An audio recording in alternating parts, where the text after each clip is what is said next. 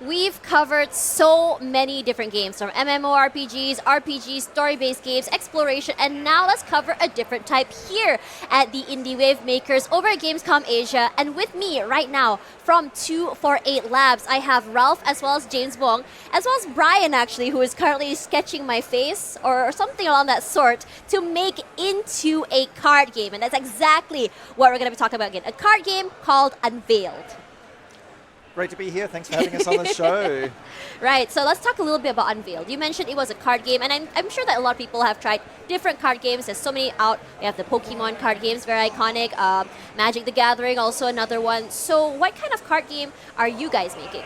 Yeah, exactly. So it's very much in that style. So if you've played Magic the Gathering, particularly, say, a Commander deck, if you've played these styles, that's where it's coming from. And I think the origin, in the big sense, is really from James. He really came up with that idea initially. Yeah, absolutely. So I am a Magic player, Yu-Gi-Oh, Pokemon player. Oh, you play everything. Yeah, absolutely. And the thing is, I've been passionate about card games for a very, very long time. Right. I'm also passionate about the cryptocurrency world as well. Yeah. And seeing the similarities and ups and downs and the different ideologies of the crypto world, it felt very interesting to bring this into a card game specifically. And so what we do is we map the cryptocurrency world into the world of a digital card game. Right. Yeah. So this is all online. Exactly. It's a digital card game, and effectively what we're saying is there's been kind of 15 years of really crazy drama in crypto, right? Yeah. There's been incredible wealth, there's been disruption of technology sectors, of banking, of regulation. There's enough drama in there that we could sell this to Netflix. Hello, Netflix. Hey out there if you can hear us. But what we're doing is we're taking that crazy story and all the characters and losses and drama, and we're mapping that down into a fantasy world. Right. And it's not your kind of classic Lord of the Rings fantasy world. It's a bit of a Renaissance Italy inspired fantasy world. Renaissance Italy. Exactly. And a lot of our financial system kind of comes from there. So like the word bank, for example, is from La Banca, the benches that the money lenders used to sit on. So here's your lesson for the day. Wow, TIL, wow. Exactly. So if you think about kind of what we've got in terms of banks and all these things in the financial sector, a lot of this comes from Renaissance Italy. Now, the thing around crypto is it's a lot of computation. It's maths. We've had maths for a long time. Yes. Right? That maths could have been invented back then as well. That's right. So we could have had decentralized finance in this way. So imagine if Leonardo da Vinci could have crowdsourced finance to build his helicopter. Yeah, Right? that's a different way of seeing it that I never thought of, actually. That's so interesting. So now, coming into this game Unveiled, just now you gave me like these cards. And these are some of the cards that they've passed over to me. Whoopsie! So this one is, so these are some of the ones that they've made. And apparently Brian is he like the guy behind all of these cards? So those cards were made by another of our artists at the moment, and Ryan's coming in. He's been doing some live sketching for the last 2 days. Actually, he has different been people. here. Yeah, so he's been wow. here live sketching at our booth. So we're going to have other people who's been kind of in the industry booth area. Yeah. And he's doing a live sketch, and that's going to be over the past couple of days. We've had people drop by and get the custom cards done. Yeah. And fully designed with effects, how they like it, how they see themselves. So how do you see yourself in a setting? You know, he'll ask me the characterize- questions. He'll ask me the questions later. He's already drawn something. Do you want to show it yet, or I think is he's it been like watching and he's inspired already. Yeah, he's been inspired. He's been He inspired. hasn't stopped, so I don't want to get into his space there. So let's talk a little bit more about this game. So we talked a little bit earlier about like how, like, for me personally, I'm someone that's I'm low skill. I just really want to just play casually, and and I was complaining about like when I used to play card games. I used to play what's that game called? The one from Blizzard. What's it called? Hearthstone. Hearthstone. So I was into that for a little while. The problem is that when I'm about to win, they have an ailment on me and they just reverse Uno me. So that's very, very frustrating. So like, what's it like for the skill ceiling of this game, or rather a little bit more story about what kind of community you want to bring in for this card game? Absolutely. Well, it's interesting you ask, because we are really built for gamers of all ages and all sizes and all experience levels.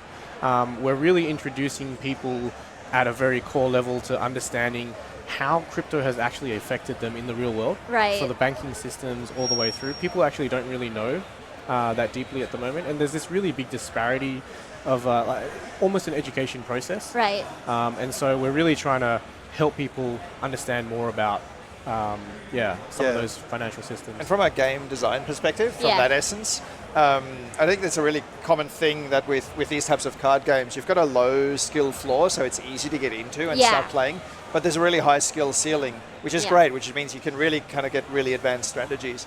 The problem comes if you're getting matched up against someone who's kind of gone higher on that skill level than you. Yeah. So we're really looking at the matchmaking systems and all of that as well. So my background is actually that I have a PhD in distributed systems in big data. So we're kind of doing a lot of data analytics underneath it and making sure that when we matchmake players, we've got a lot of data points to say, okay, how have you played? What kind of deck are you playing with?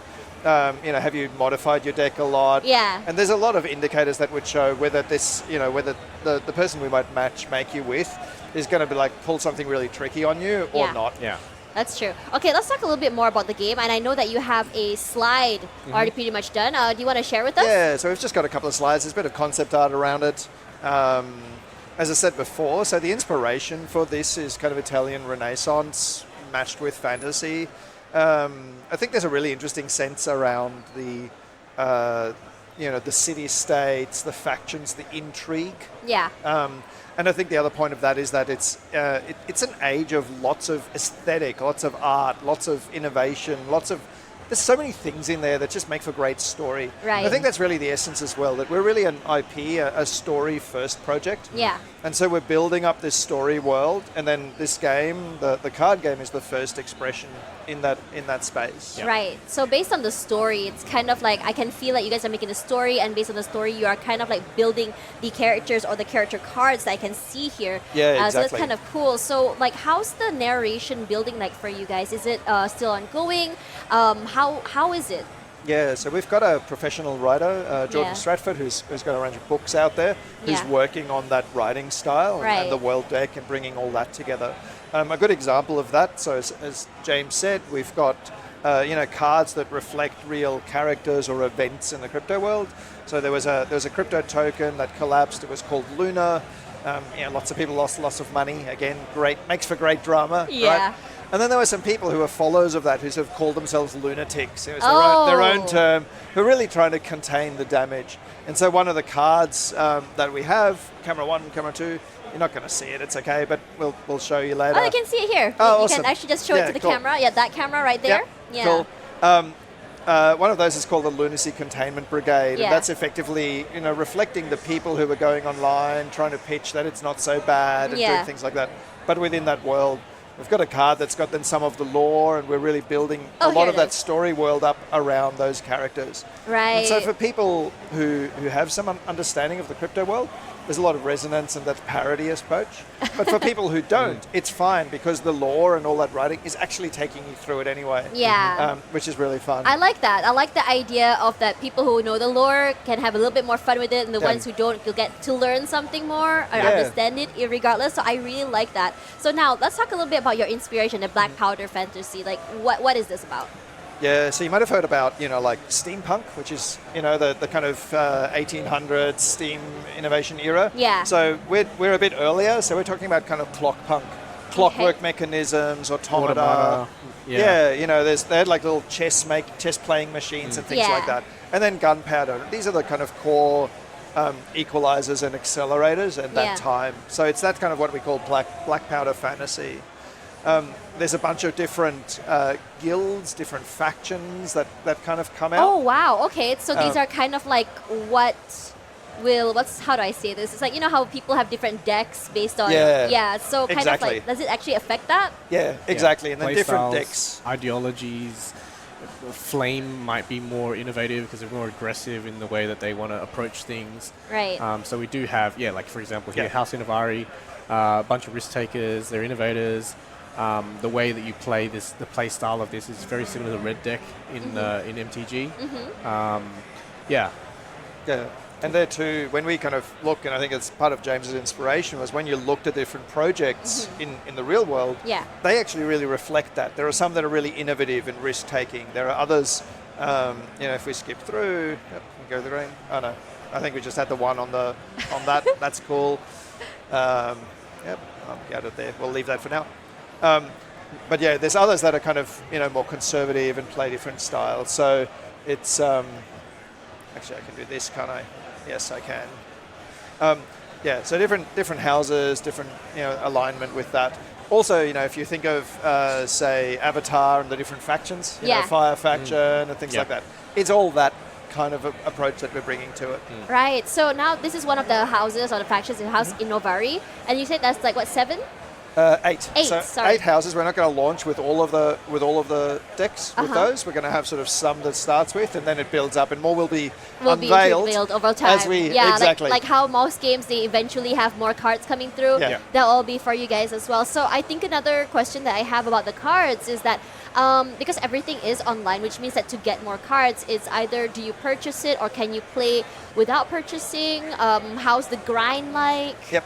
Yeah, absolutely. So free to play to get started. Yeah. And as you progress through, you're going to unlock more cards. Right. And then there's also booster packs in the traditional can style. buy Right? as Things well. you can open up, you can buy them. Yeah. Are we able and to go through. trade the cards as well?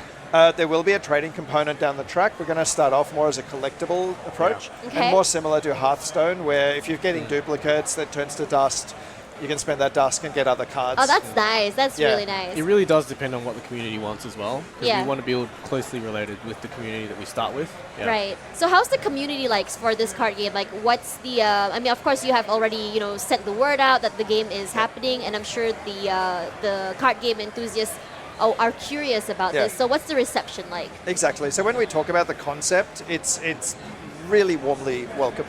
I think there's a sense that there's so much interest, positive and negative. There's a lot of negative sentiment towards crypto. Yeah. Right? But the flip side is people then love watching it. Yeah. Like, what's the latest cool, terrible thing that happened? We all love drama. Yeah. So we're not a crypto game, not a game about crypto. We're kind of a game about the world of crypto. Yeah, I see. So it's the inspiration behind the world of so crypto. we're uniting gamers to parody the world of crypto, which is very funny because like when you think about it, people are mad because they think it's crypto, but it's not. Yeah, exactly. And I think, there's certainly a lot of interest, and I think also the fact that, as I said, because it's in that sense, you're playing a trader in here, you're not playing a warrior. Yeah. I'm not attacking your health, I'm attacking your wealth. Your wealth. That's right? funny. And it's really that sense, right? I'm trying to take your money wallet, away. your bank account down and kind of bring it to credibility. me and get it around. Yeah, and there's, and sometimes there might be cards that are effectively scams. And there are other cards that are really good value, and you're kind of trying to work out, what are they going to play? Are they scamming me? Are they drawing me in?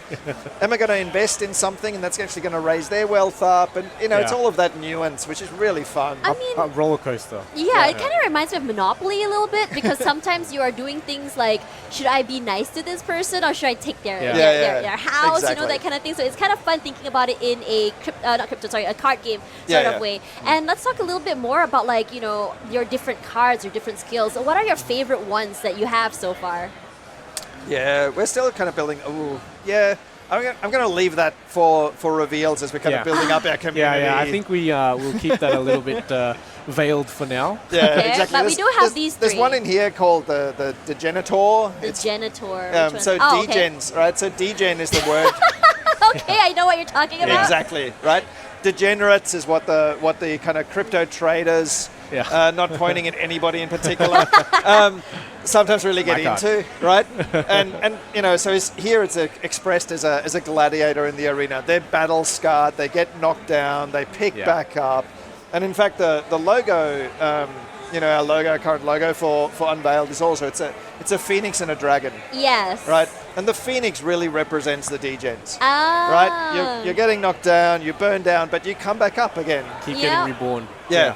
And exactly. the dragons kind of represent the big high net worth individuals that are kind of dominating the scene a little bit. Right. The whales, when you think of kind of traditional stuff. We call them dragons in our game, but they're really kind of the crypto whales as well, behind the scenes, That's fair. So it says here, if you guys want to know, it says here, bound only by the chains of opportunity and wielding volatility as their weapon. They enter the Colosseum willingly to risk it all for the chance of glory amidst chaos. So usually for some of the cards, like especially at Pokemon, they will mention like what the cards do. So like for you guys, will that be in the game? Yeah, so this one is a really basic kind of degen, so it's just a 1/1, 1 attack, 1 defense in terms of the wealth attack. Other cards like the Lunacy Containment Brigade has effects as well. Yeah. In the digital game, you know, you don't have the text over the card because you don't need it. When you mouse over, the text comes up, so you're getting a lot more in that sense. Right. And I think speaking of the cards, the other thing too is that we're really fixed on supporting human artists. Yeah. So you know, we've really effectively got an AI declaration. We're not using AI I love art. that. Yeah. Because, you know, even though we've got Ryan here doing live sketches, it's important, right? It's one of those things that to us we value deeply. And when we, as card players, you value those cards partly because you know they're done by artists. Yeah. You know, and it shows. So that's a really big thing for us. Yeah, I feel like, you know, for AI deck, it's nice that you're supporting the human artists as well. I mean, there's a lot of conversation behind that, which I think is worth talking about another day. So it's actually really nice that you are taking human artists, telling human stories as well. Even though the story, I mean, a lot of people, there is that backlash that you mentioned about the cryptocurrency. It's not really about cryptocurrency, it's just a story about cryptocurrency. So other than that, what more is there to share about this game? Yeah, cool. Thank you for asking. I think really is we've got some concept sketches here, just to kind of show some of that. Is that like the scenery, or rather the world that you guys are? Yeah, exactly. It's some of the interesting world. There's, you know, ideas of landscapes being a little bit supernatural, a bit different. Yeah. We're going to have some effectively fantasy races, but they're not your classic elves, dwarves fantasy races. Okay, I like that. We're actually tapping into the cryptozoology.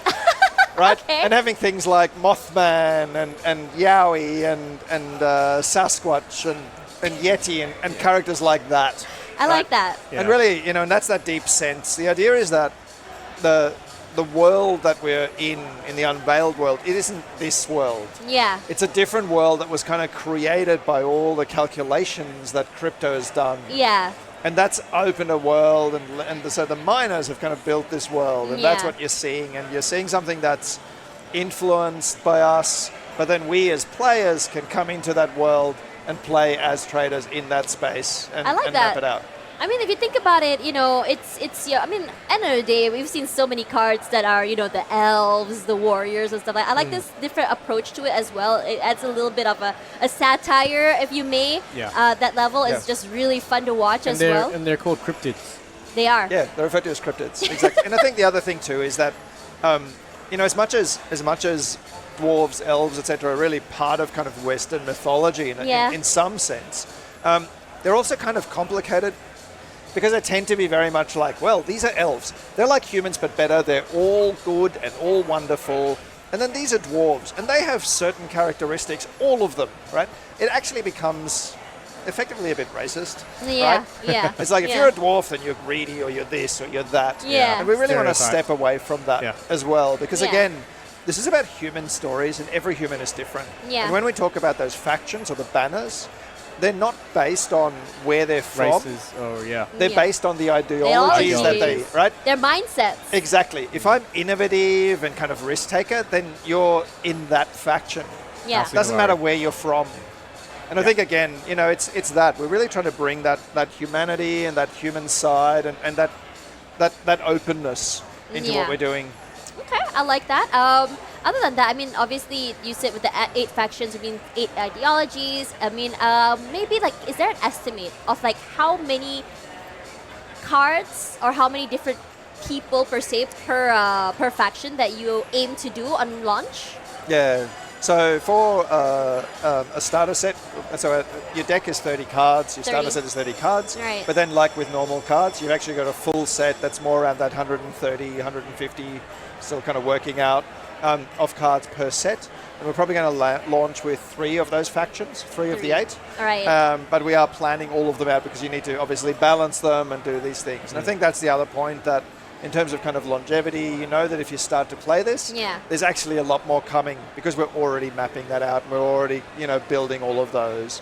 So there's, we've got a multi-year plan of releasing cards and more you things already have coming. a roadmap. Yeah, exactly. So it's not just here's a thing and it's great and you know, but you know, we're good. We've got a next project and you're on your own. Yeah. We're really in this for the long haul. Yeah. So is there anything more that you have on here that you want to share with us? I'm trying to remember if there was another. I think that's the last of the The slides. last of the slides. Okay, Yep. that's fine. So Yeah. let's talk a little bit more. I mean, we are running out of time, but I do want to talk more about like what can we expect from the community. So like community-wise, I'm sure that you are slowly sort of like building it up.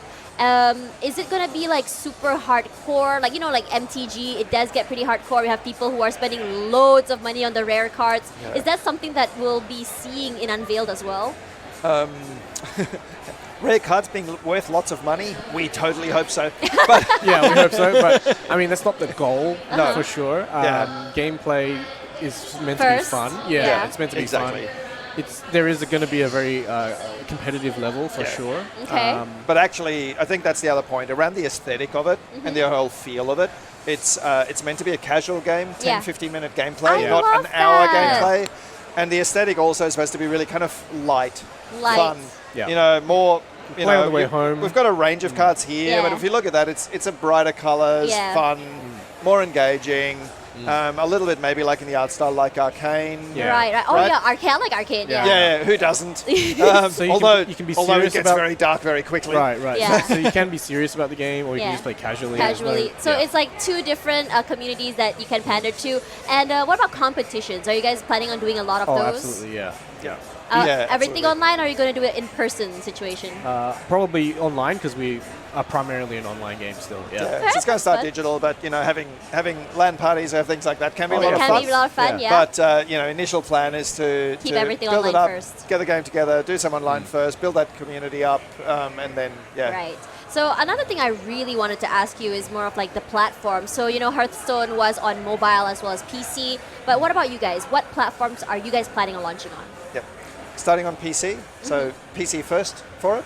And then we'll be bringing the mobile build out there, and then the connected one of that is really the kind of location as well. So, Yeah. really targeting locations. We're looking at doing localization for different markets as Wow. well, so that you're not just having to play it in English. But that's all part of that strategic release, that launch roadmap that we're working on. Right. I like that. I like the idea of like casual to that. I love the localization as well. It brings in a lot of the local audiences. Let's talk a little bit more about like when you guys are aiming to launch. Q3 next year. What, sorry? Q3, quarter 3 next year. Quarter 3 next year. That's actually quite soon when you think about it coming Yeah. into this. I mean, again, 3 factions already with I don't know how many per faction. That sounds like a lot. Are you guys like ready and done with like your cards, or are you still figuring out what you guys want to do? with that? We're still building cards, but we've got a really solid pipeline, and Yeah. we've sort of got for the art nerds out Art, there, we've yeah. got a Hit 3D, us up. 2D pipeline. Yeah. So it goes from the brief to concept sketch to 3D models Yeah. of the work, which lets you pose really well, Yeah. to then texturing and then paint overs from the renders. Wow. And what that allows you longer term, so it means that the cards take a lot more work initially, Yeah. but longer term you have a big 3D model library. So then when you're kind of coming back to saying, oh, we need something more in the Colosseum, you go, well, Can we be have a reused. Colosseum. Yeah. We have gladiators. They can be in the previous character can now be in the background. Other characters here, and so it lets you really Future development cost gets reduced substantially. Yeah. As well. Yeah, that's actually really good as well, now that you've already planned it out like this. So now coming into this, we already know that when the game is coming out, but where can we follow you guys for more news, for the card enthusiasts out there who want to know Yep. more? So if you go to playunveiled.com, at the moment it's the logo in a sign-up form. We're about Yeah. to kind of scale that up. But if you sign up there, you're going to be on that email list. We'll send you out. We'll have a closed beta early next year. You can sign up for that. And I believe we have a TikTok. Yeah, we do. Play Unveiled Haven't just started made for it. them yet. Yeah. Yeah. What's on your We TikTok? will be releasing reels and stuff. Reels and stuff as well? Is it going to be From more around of December. like... Oh, around December. Okay, so you Yeah. guys heard that first. I'm really curious as to like what kind of TikToks you're going to do. Yeah. So I'm going to be following that myself. But thank you so much for Awesome. sharing about Play Unveiled with us. I'm excited. You know what else I'm excited about? Because like, Exactly. are Let's you done see with what your what you Ryan, drew? our artist, one of our Yeah. local artists, has done for you. Yeah. So- You're gonna hold it up to You can just show it to the camera. Oh, it's actually that camera right over there. Yeah. Okay. Whoa, that is cute. So Yeah. that's supposed to be me. It's me, and I have a bird. Is that a phoenix? No, it's a dragon. I'm holding something, but I don't know what I'm holding. Yeah. It can be a phoenix, it can be a dragon. We can shift it. Oh, that's cool. That's cool. I think I could be both. I like that very much. Thank you so much, Ryan, for that. So that's kind of like the vibe that we can be expecting from the cards as well. So thank you so much. Thank you, Ryan, for the sketch, and to you guys as well, for you guys at home who love card games, this is something new for you to explore and try. I mean, if you're already in TCG or already in Pokemon, might as well add another one to, why not, right? Exactly. Yeah, just just go back down into the rabbit hole. Why not try a new one? So thank you so much for that. Do follow them on their social medias, especially their TikTok. They're planning on making content by end of the year, and follow them on their mailing list as well. But don't go anywhere, guys, because after this, more indie games here at Indie Wavemakers. I'll see you guys later. Bye. Awesome. Thank you.